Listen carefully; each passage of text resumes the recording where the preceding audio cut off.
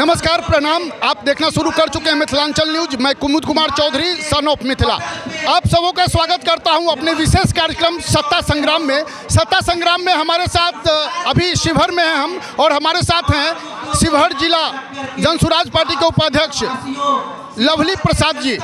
Lovely Prasad ji का सबसे पहले स्वागत करते हैं हम अपने चैनल में। आपका भी बहुत बहुत स्वागत है। इस चैनल के माध्यम से देख रहे हैं सभी श्रोतागण को भी मेरा नमस्कार, स्वागत। दर्शकों, जैसा कि आपको मालूम है कि बिहार में विधानसभा चुनाव अब आने ही वाली है, बस कुछ दिनों का इंतजार है। तो इसी क्रम में हम विशेष कार्यक्रम सत्ता संवाद चला रहे हैं। विभिन्न पार्टियों के राजनीतिक चेहरों के साथ हमारी बातचीत होती है। उसी क्रम में आज हम पहुंचे हैं शिवहर, और हमारे साथ लवली प्रसाद जी हैं जो जिला उपाध्यक्ष जनसुराज पार्टी के। तो हमारा सबसे पहला प्रश्न यही होता है सभी जनसुराजियों से कि आपने इतनी पुरानी पार्टियों को छोड़कर, जो बहुत पुरानी पार्टी बिहार में है, उन सभी में न जाकर इस नवोदित पार्टी जनसुराज में ही दामन थामा, ऐसा क्यों? देखिए, मैं सबसे पहले एक महिला हूँ और मैं किसी राजनीतिक दल से नहीं जुड़ी। मैं फर्स्ट टाइम जनसुराज में जुड़ी हुई। रोज मतलब आदरणीय प्रसाद जी यहाँ बिहार बदलने की बात कर रहे हैं, ना कि सत्ता में आने की बात कर रहे हैं। उनका मकसद है बिहार बदलना, बिहारियों को रोजगार देना, बच्चों को शिक्षा देना। तो इसीलिए मैं इस पार्टी को इससे जुड़ी हूँ। इस पार्टी में और पार्टी से कुछ हटकर क्या है?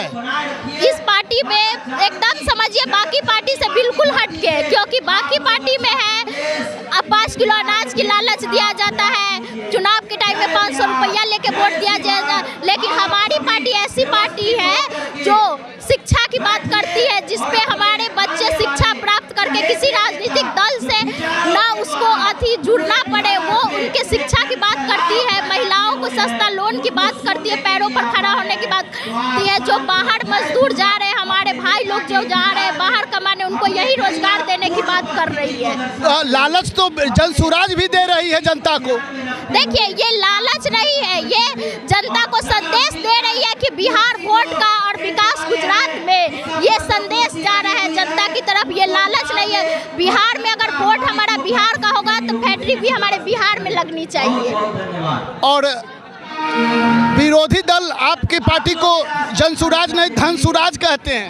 ये वो लोग बिल्कुल गलत, क्योंकि वो लोग ऐसा है ना अपना दिखा चुके।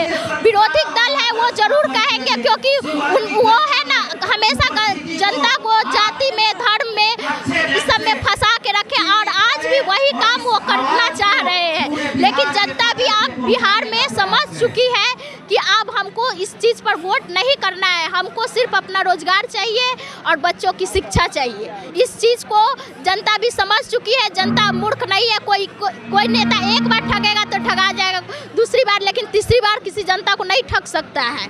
क्या जनसुराज बहुमत हासिल कर लेगी बिहार में तो प्रशांत किशोर जी मुख्यमंत्री बनेंगे या कोई दूसरा चेहरा होगा? नहीं, प्रशांत जी खुद ही कहते हैं कि हमको मुख्यमंत्री नहीं बनना है, हमको बिहार की व्यवस्था बदलना है।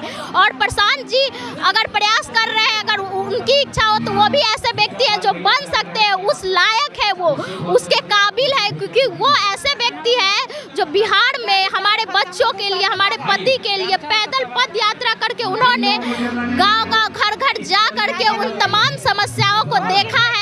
उन समस्याओं पर प्रशांत जी ने काम करने की कोशिश किया। तो वैसे व्यक्ति अगर हमारे बिहार में मुख्यमंत्री बनते हैं तो वो हमारे लिए किसी भगवान से कम नहीं है, हमारे बिहार के जनता के लिए। आज जिनको प्रशांत भ्रष्टाचारी कह रहे हैं, उनको तो वही जिताए हुए हैं। जी, जिताए हैं, ऐसा नहीं करे नहीं जिताए, वो जिताए हैं। लेकिन वो कहे थे आप जा करके, नीतीश जी को 2015 में जब जिताए तो कहे जा करके आप है ना बिहार में, आपसे हमको पैसा नहीं चाहिए, आपसे यही रिक्वेस्ट है कि आप जा करके बिहार की जनता का सेवा कीजिए, हमारे बच्चों को रोजगार दीजिए।